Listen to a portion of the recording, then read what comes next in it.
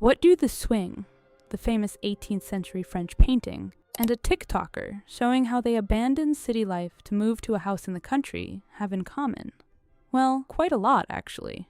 And yeah, it might sound like the setup to a joke, but the connection runs way deeper than it seems at first glance. I guess this whole idea of escaping urban noise and anxiety for a rural life, moving to a cabin where your biggest worry is keeping your sourdough starter alive, probably sounds pretty familiar. It's a fantasy that's become an entire aesthetic and lifestyle, known as cottagecore, which makes a clear promise: the chance to find peace in the rural, the simple, and the natural.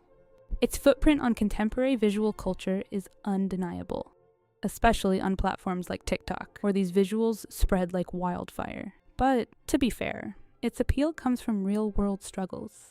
The pace of urban life, noise pollution, rising anxiety, and an increasing sense of alienation all help explain why the promise of a simpler rural life resonates with so many people. However, this promise of returning to a supposedly more authentic life isn't as accessible or simple as it seems. In most cases, it's an experience exclusive to those with specific financial privileges, people who can live in a rural area without actually depending on it to survive. This lifestyle allows content creators to use editing and aesthetic framing to completely transform rural life.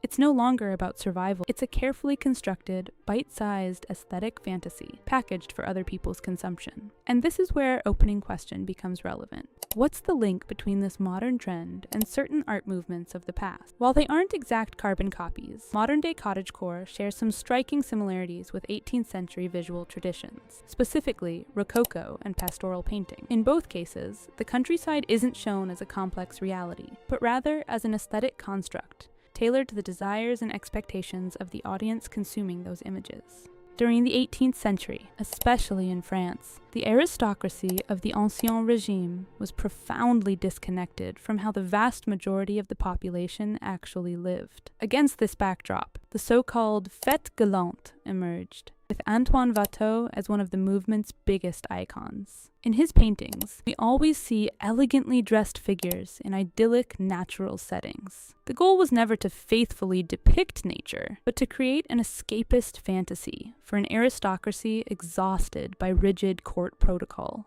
Nature was used simply as a theatrical stage. Similarly, in Jean-Honoré Fragonard's work, nature appears as a highly stylized environment. In paintings like The Swing, the natural setting functions as a visual device that frames playfulness, desire, and lightheartedness.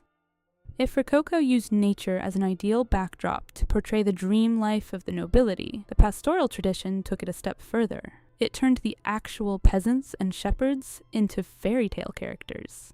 In these paintings, rural workers are always portrayed as serene or at rest, surrounded by idealized light and shown in perfect harmony with the natural world around them.